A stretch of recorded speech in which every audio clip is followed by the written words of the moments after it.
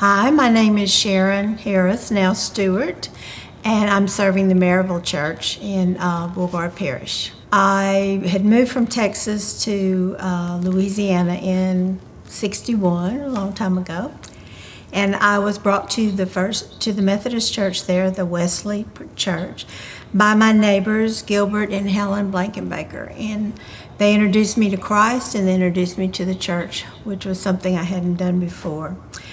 I remained there my whole life, and when Dottie Smith was our pastor, she asked me about going to lay speaking school, and I told her in no uncertain terms I was not going to preach. And she gave me what so many people get and what I have given to other people, the speech about how, well, you don't have to preach, you can do other things.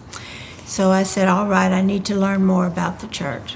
And long story short, after several years of filling in at other pulpits, I got the feeling that maybe this was something I could do. And we were having a lot of problems at my home church, and I was even considering dropping out of church altogether. When I went to communion, and I had been kind of crying through church and upset, and just as I took communion, I heard this voice say, "It's going to be all right." And that afternoon, I was at my son-in-law and daughter's restaurant helping them out. And this lady that I'd never seen before or since called me to her, and she said, "I just want to tell you that God loves you." And that, I don't know why, but it really kind of took me back. So before I knew it, I had spoken to Reverend Stephen Spurlock, and I had 3 churches to serve without any kind of experience. When I started out, I had no training, hadn't been licensed to preach, course of study, nothing. And I was serving a real small church. And I went in there, and they didn't have an altar. They had an altar, but they didn't have an altar table. And they didn't have anything on this little wooden table that was over to the side. So, I got to thinking, maybe I need to fix that into an altar table. Well, they had really taken me under their wing. They always were glad to see me, hugged me, kissed me when I showed up.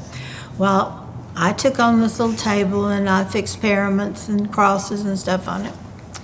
And I walked in that Sunday morning, and they all sat there with their backs to me. Nobody turned around, and nobody said a word. And I knew what the problem was.